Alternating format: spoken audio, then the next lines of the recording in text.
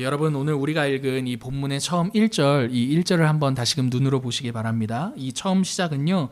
그 후에 이 일이 있으니라입니다. 여러분 여기서 그 후에라고 할 때 그 후라는 이 사건은요. 이전 장에 있었던 아람 왕 베나닷과 아합 북이스라엘의 왕 아합 간의 전쟁과 관련된 이야기입니다. 여러분 이 전쟁과 관련된 이야기를 간략하게 소개 한번 해드릴게요.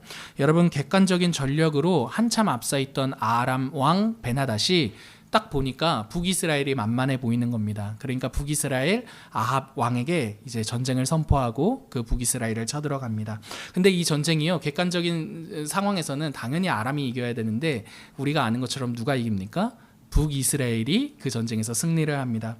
하나님께서 북이스라엘을 보호하셨고 이 전쟁의 승리는 누가 주신 것이다? 하나님이 주셨다. 하나님의 은혜 가운데 이긴 승리가 아람 왕과의 전쟁에서 승리한 아합 입장에서의 상황이었습니다. 근데 여러분 아합이요, 그 승리를 하나님의 은혜로 하나님의 공로로 돌리는 게 아니라 내가 이긴 나의 승리라고 자신에게 그 공로를 돌리면서 그 이야기가 맞춰집니다. 오늘 1절에서 그 일 후에라고 할 때 그 일이 바로 이러한 정황이 있는 것입니다. 그 일들 후에 일어난 일이 바로 오늘 우리가 읽은 나봇의 포도원 이야기가 되는 것입니다. 아람 왕과의 전쟁 이후에 많은 일들이 있었을 텐데요. 굳이 한 사건을 꼽아, 이 나봇의 포도원 사건을 굳이 꼽아 오늘 본문의 저자가 기록한다라는 것은요. 이 열왕기상을 기록하고 있는 이 저자가 굉장히 의도적으로 기록하고 있다는 것을 우리가 한 번쯤 생각해 보아야 합니다. 여러분 생각해 보십시오. 오늘 본문에 등장하는 나봇은요. 약자입니다. 아합은 누구입니까? 북이스라엘의 왕입니다. 때문에 아합은요, 자신의 힘을 가지고 나봇이 가지고 있는 그 포도원을 어떻게 합니까? 빼앗습니다. 그런데 이 일은요, 여러분, 이 바로 직전에 있었던 그 일 후에라고 할 때 그 일과 굉장히 흡사합니다. 왜 흡사합니까? 베나닷이요, 아람 왕 베나닷이 북이스라엘을 침략하고 전쟁을 걸어올 때 자신의 힘을 믿고 약자인 아합을 쳐들어온 것이었기 때문입니다. 때문에 여러분 열왕기상 이 저자가요, 열왕기를 기록하고 있는 이 저자가요, 그 후에 이 일, 아람 왕과의 전쟁 이후에 나봇의 포도원 사건을 기록하는 이유는요, 북이스라엘의 아합이 지금 누구와 굉장히 흡사한 일을 한다라는 것입니까? 아람 왕 베나닷과 굉장히 흡사한 일을 하고 있어 라는 것을 말해주기 위함이라는 것이죠. 하나님을 나타내야 할 북이스라엘의 아합이요, 하나님을 모르는 아람 왕과 굉장히 비슷했어 라는 것을 말해줌으로써 그 아합의 결말, 그리고 크게는 북이스라엘의 결말이 어떠한 결말을 맞이하게 될지를 오늘 본문이 말해주고 있는 것입니다. 그래서 오늘 본문의 이 교훈을 통해 야 이스라엘아 생각해봐라. 너희가 오늘 어떠한 길을 가야겠느냐, 어떠한 바른 신앙의 길을 가야겠느냐가 오늘 본문을 기록한 이 나봇의 포도원 사건을 기록한 목적이 되더라는 것입니다. 여러분 천천히 한번 오늘 본문을 살피면서 오늘 본문이 우리에게 주는 교훈이 무엇인지를 한번 같이 살펴보도록 하겠습니다. 여러분 1절과 2절 보니까요, 지금 북이스라엘의 왕인 아합에게 한 가지 바라는 사건이 등장합니다. 무엇이냐 하냐면 자신의 왕궁과 가까이 있는 포도원, 무엇? 자신의 왕궁과 가까이 있는 포도원을 가지고 싶다라는 소원과 갈망이 생긴 것입니다. 그 포도원은요, 나봇이라는 사람의 포도원이었습니다. 1절 한번 보시면요, 이 나봇에 대해 소개하기를 이렇게 소개하고 있어요. 이스르엘 사람이라고 말입니다.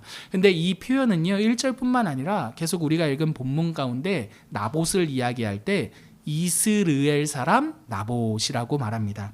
여러분 이렇게 굳이 나봇이라고 하지 않고 이스르엘 사람 나봇이라고 하는 이유는 이 나봇이 나름 이스르엘이라는 이 지역에서 이름 있는 사람, 이스르엘의 나봇이라고 불릴 만큼의 그 지역 인사였다라는 것을 말해주는 것입니다.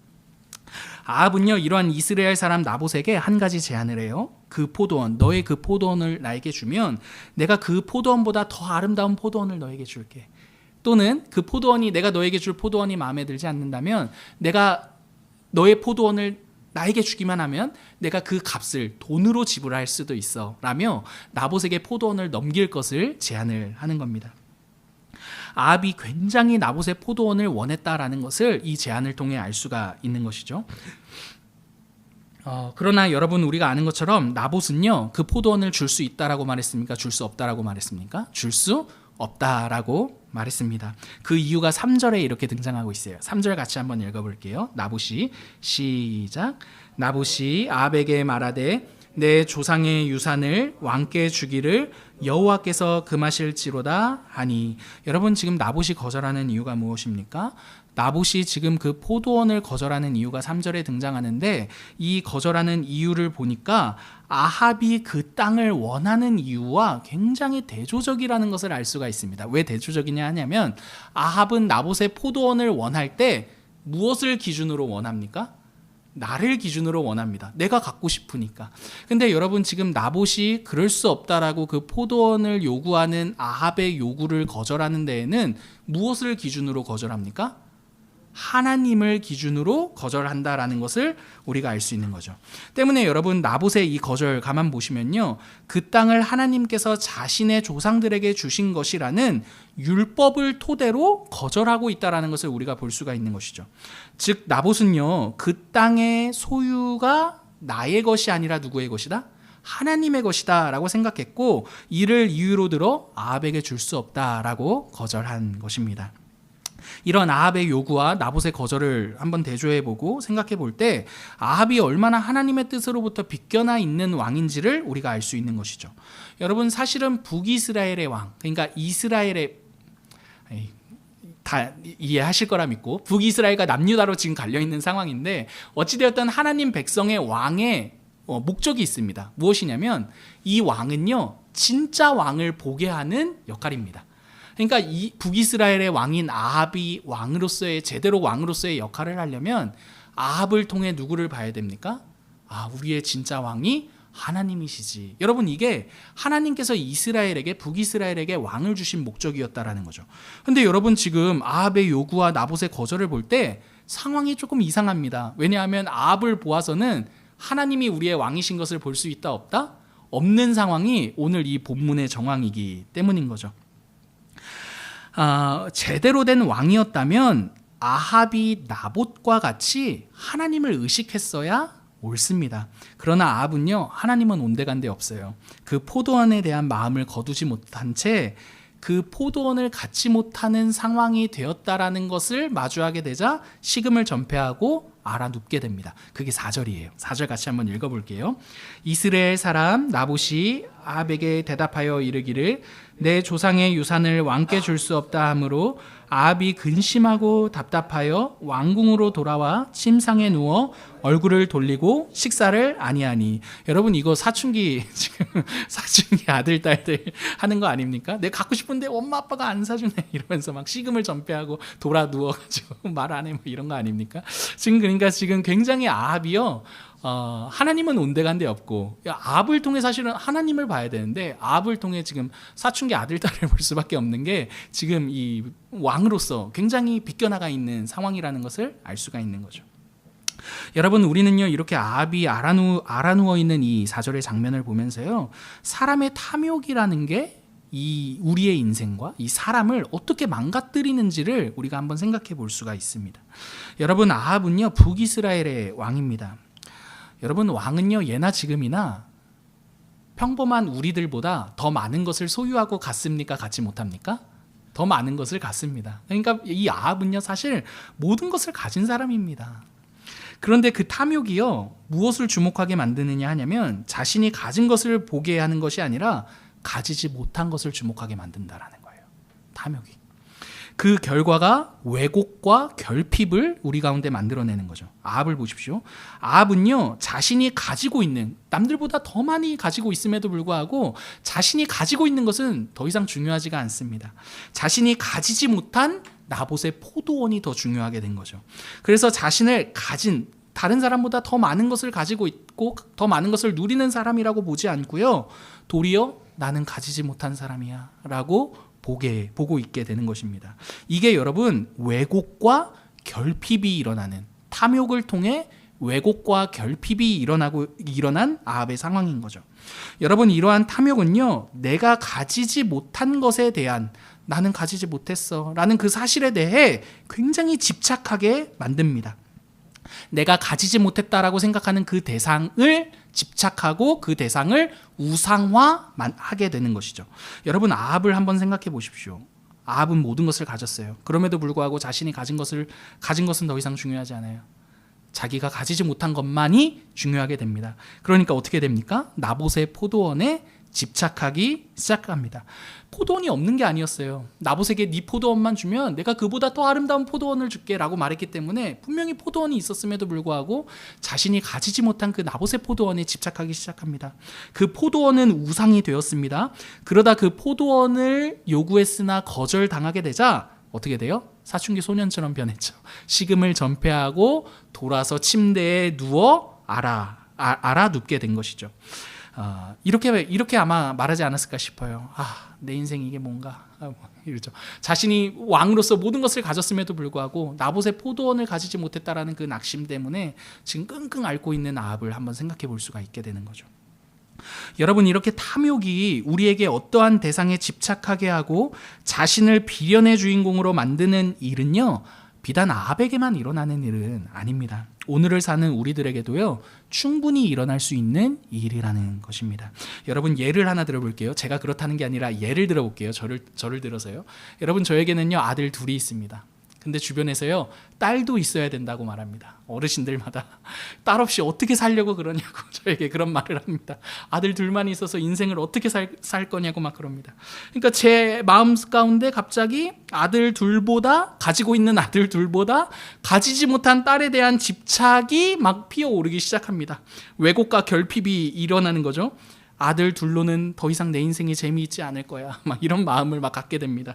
그러다 딸을 갖고자 그 딸에 대해 막 집착을 하고 그 딸을 막 우상화합니다. 딸만 있다면 더 행복해질 수 있을 거야. 막 이런 마음인 거죠. 그런데요, 아내한테 이렇게 말했더니 아내는 거절합니다. 나는 마음이 없어 라고 말이죠. 그러자 여러분, 제가 사춘기 소년이 되어서 식음을 전폐하고 아내랑 말도 하지 않고 휙 돌아 누웠다고 생각해 보십시오. 가지지 못했다라는 사실로, 딸들을 가지지 못했다라는 사실로 아내를 미워하고 제 자신을 나는 딸도 없는 불쌍한 사람이야. 여러분, 이렇게 불쌍한 사람으로 여기게 된다면 여러분, 지금 탐욕에 지배되고 있는 제 모습을 우리가 한번 생각해 볼 수가 있다라는 거죠. 여러분, 근데 이는요 딸만 가지고 그런 것이 아닙니다. 우리 각 사람마다요 인생의 탐욕을 만들어내는 주제들이 있다라는 거예요. 여러분, 집 한번 생각해 보실까요? 여러분, 한창 2, 3년 전에 영혼을 끌어다가 집에 투자하여 집을 산다. 그래서 영끌이라는 말이 유행했습니다. 모든 것을 다 끌어다가 집 한 채 소유하는 거예요. 그래도 집 한 채 정도는 있어야지. 나는 집도 없네. 라며 자신을 비련의 그런 주인공으로 만들고 있다면 여러분, 집에 대한 탐욕이 우리의 인생을 다스리고 있고 그 탐욕 아래 노예로 우리가 전락했다라는 것을 우리가 생각해 볼 수 있는 거죠. 여러분, 집뿐만 아니라 차도 그럴 수 있습니다. 젊은 사람이 막 보는데 외제차 끌고 다녀요. 근데 그 젊은 나보다 어린 친구가 외제차 끌고 다니는데 나는 차도 없어. 차는 있는데 막 경차야. 여러분, 이러면 그때 우리 마음이 어떨 것 같습니까? 근데 나는 쟤보다 인생도 더 살았는데 나는 차도 변변한 괜찮은 차 하나도 없네 라며 자신을 이런 비련의 주인공으로 만들고 있다면 여러분, 그게 뭐라고요? 탐욕이 우리를 지배하고 있다는 증거가 될 수 있다는 것이죠. 여러분, 때문에 아합은요, 보세요, 북이스라엘의 왕이었지만 사실은 그의 왕은 따로 있었던 겁니다. 그의 왕은 무엇이었습니까? 그를 다스리고 있는 다 그의 탐욕이었던 것이죠. 여러분, 이는 다른 나라의 왕들과 별반 다를 것 없는 아합의 모습이라고 오늘 본문이 우리에게 말해주는 것입니다. 사랑하는 성도 여러분, 이렇게 탐욕이 우리의 왕이 되면요, 그 탐욕이 우리를 속입니다. 그것만 소유하면, 탐욕이 우리를 이렇게 속이는 거예요. 야, 그것만 소유하면, 그것만 믿게 되면 네 인생이 진짜 잘 될 거야. 잘 풀릴 거야. 어디 가서 떵떵 소리칠 수 있을 거야 라고 말입니다. 근데 여러분, 탐욕이 이렇게 우리를 속이는 이 말들 있잖아요, 이게 거짓말이라는 것을 알아야 됩니다. 그 증거가 오늘 본문의 아합입니다. 여러분, 아합은요, 우리가 아는 것처럼 결국에는 아내 이세벨을 통해 나봇을 죽이고 그 나봇의 포도원을 자신의 것으로 쟁취합니다. 소유합니다. 근데 여러분, 그 포도원을 소유했는데 아합이 그 포도원을 영원히 그 포도원으로 영원히 행복해하지 않습니다. 자신에게 또 다른 문제가 딱 터졌거든요. 그러니까 그 소유한 그 포도원, 나봇의 포도원은 온데간데 없이 신경도 쓰지 않고 또 다른 문제에 집착하게 됩니다. 포도원이 주는 기쁨이요 절대 흔들리지 않거나 영원할 수 없다라는 게 오늘 본문을 통해 우리가 얻을 수 있는 교훈인 거죠. 여러분 생각해 보십시오. 예를 들어서 아까 집, 차 얘기 나왔으니까 집만 소유하면 내가 진짜 괜찮은 인생, 성공한 인생이라고 생각한 사람이 있다고 생각해 보십시오. 근데 집을 영끌해서 소유했습니다. 근데 영끌을 너무 해서 영끌을 하다가 이 사람이 건강이 안 좋아졌습니다. 안 좋아져서 병원에 갔더니 암이라고 해봅시다. 여러분 그럼 집을 소유했다라는 그 기쁨이 암이라는 그 인생의 어려움을 이기고도 남게 해줄까요? 여러분 아닐 것입니다. 집 이거 소유해서 뭐해? 암인데. 여러분 바로 암에게 잠식당하는 게 그 사람이 집 한 채만 있으면 모든 게 해결될 것 같을 거야 라고 생각했던 그 허무함이라는 것이죠. 여러분 오늘 우리 시대에 집 하나 있으면 든든할 것 같습니다. 그러나 집 하나 생겼는데 건강이 없어지면 집으로 만족했던 마음은요 순식간에 다 없어집니다. 여러분 이건 집뿐만이 아니에요. 여러분 남자친구, 여자친구도 마찬가지입니다. 저 남자만 내 남자가 된다면 모든 것이 해결될 것 같은데 부모님께 물어보십시오. 부모님도 그렇게 해서 결혼하셨는데 결혼하고 나니까 너 아니어도 잘 살 수 있었는데 여러분 이런 말을 하는 게 우리 부모, 농담입니다. 그런 모습들 보지 않습니까? 여러분 이렇게 탐욕이 우리의 왕이 될 때요 아합이나 우리나 매 한 가지라는 것을 기억해야 할 것입니다. 탐욕은요 우리를 속이고 가지지 못한 것에 대해서 우리를 두렵게 하면서요 그것들의 노예로 만드는 것이죠. 그 결국은요 여러분 허무와 죽음뿐이다 라는 게 오늘 아합을 통해 우리가 배울 수 있는 교훈이 됩니다. 여러분 그러나 이렇게 탐욕이 나쁜 것이잖아요. 이렇게 탐욕이 나쁜 것임에도 불구하고요 사실은 우리가 탐욕을 가져야 할 대상이 있습니다. 여러분 이 웃기죠. 뭐야 탐욕 나쁜 건데 탐욕할 대상이 또 있다고? 여러분 탐욕을 가져야 할 대상이 있어요. 그분은 바로 하나님이십니다. 여러분 이는 오늘 본문이요 우리들에게 말하고자 하는 또 다른 교훈이기도 합니다. 여러분 아합의 삶을 들어서요 오늘 이 본문의 저자는요 당시의 이스라엘 독자들에게 이렇게 묻는 것이죠. 너희가 진짜 탐욕하는 대상은 누구이냐라고 말입니다. 사라질 것들을 탐욕하느냐 아니면 영원한 그분을 탐욕하고 있느냐라고 말이죠.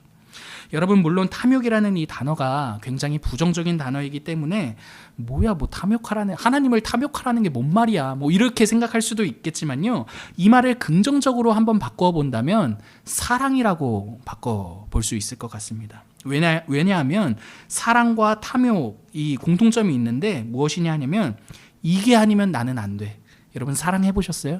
사랑하면 너 아니면 나는 안 될 것 같아. 여러분 이 마음이 사랑 아닙니까? 그럴 때 사랑과 탐욕이 공통점이 있기 때문에 탐욕을 사랑으로 바꿀 수 있다는 거죠. 사랑하는 여러분, 사람 모두는요 결핍된 마음을 가지고 살아갑니다.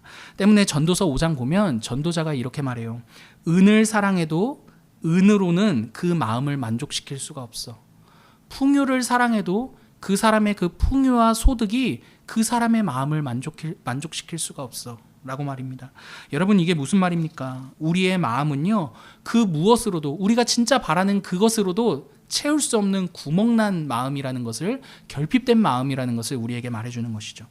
여러분 이렇게 구멍난 우리의 마음에 결핍된 우리의 마음에 은과 풍요로도 채울 수 없는 우리의 마음에 채울 수 있는 그 마음을 채울 수 있는 유일한 분이 계시다라고 말합니다. 그분이 누구입니까? 바로 하나님이라고 말입니다. 여러분 때문에 오늘 아합이 보여준 그 잘못된 대상에 대한 집착을 탐욕이라고 말한다면 이 구멍난 우리의 마음을 채우실 분이 하나님이야 라며 그 하나님을 건강한 하나님에 대한 이 건강한 탐욕을 갖는 것은 사랑이라고 말할 수 있을 것 같습니다. 여러분 이 탐욕은요 하나님께도 적용이 됩니다. 여러분 계속 죄송해요. 탐욕이란 말이 좋은 말이 아닌데 그냥 계속해서 한번 들어보십시오.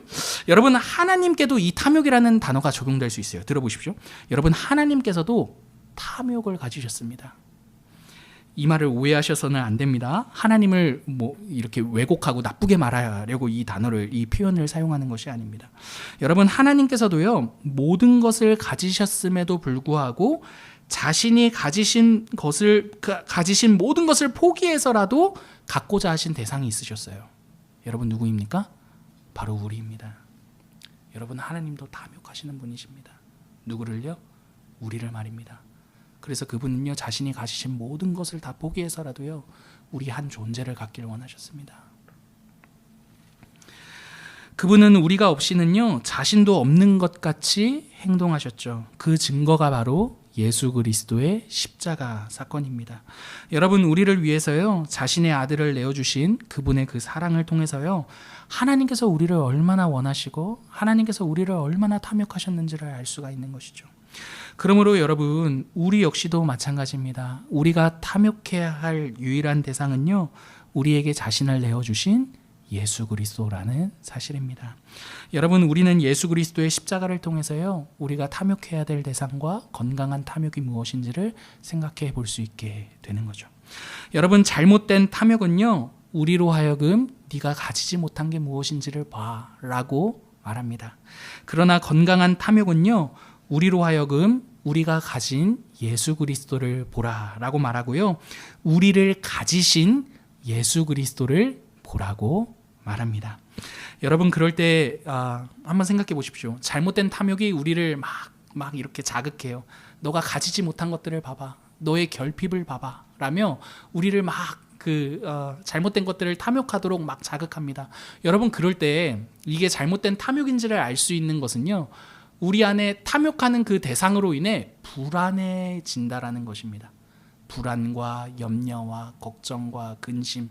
여러분, 이 불안, 염려, 걱정, 근심은요, 우리가 잘못된 것들을 탐욕하고 있다라는 증거가 됩니다. 그러나 여러분, 우리가 건강한 그리스도를 우리가 탐욕하고 우리가 그리스도를 갈망하고 있다라고 할 때는요, 그분으로 인한 평안과 기쁨과 감사가 그 증거가 되는 것이죠. 우리가 정말 갈망하는 대상이 바른 대상이 되시는구나 라고 말입니다. 여러분, 말씀을 마치겠습니다. 여러분, 우리가 바르게 탐욕해야 될 유일한 대상은요, 바로 예수 그리스도이십니다. 오늘 설교 마치고 탐욕만 남는 거 아닌가 모르겠어요. 여러분, 꼭 잘 오해하지 말고 잘 이해해 주십시오. 여러분, 바울은요, 그분을 탐욕한 자신에 대해서 이렇게 말하고 있어요. 빌립보서 3장 8절과 9절인데 제가 읽어드릴게요. 내가 그를 위하여 모든 것을 잃어버리고 배설물로 여김은 그리스도를 얻고 그 안에서 발견되려 함이니. 여러분, 바울이 이렇게 말하는 거예요. 내가 그분만 얻을 수 있다면 내가 가진 모든 것들은 배설물이고 아무것도 아닌 것이라고요. 예수님에 대한 바울의 탐욕은요, 도리어 다른 것들을 더 이상 탐욕하지 않아도 된다라는 이 자유한 고백을 만들어내게 되는 것이죠. 여러분, 그러면 우리에게 한번 스스로 질문해 보십시오. 여러분, 우리가 탐욕하는 대상은 무엇입니까? 여러분, 만약에 우리가 탐욕하는 그 대상이 잘못된 것이라면 우리는 언제까지나 불안과 염려와 근심 속에 살아갈 것입니다. 그러나 여러분, 만약에 우리가 탐욕하는 대상이 그리스도라면요, 바울과 같은 이러한 고백을 하게 될 것입니다. 내가 아무것도 갖지 못했어도 그분이 나에게 있기 때문에 나는 만족합니다 라고 말이죠. 여러분은 어떠한 삶을 살고 싶으십니까? 여러분, 우리도 바울과 마찬가지입니다. 올바른 탐욕이야말로 거짓된 탐욕을 물리칠 수 있습니다. 부디 우리의 삶이요, 예수 그리스도를 날마다 갈망하며 그분만을 사랑하며 믿음의 여정을 걷길 간절히 기도합니다. 우리에게 주신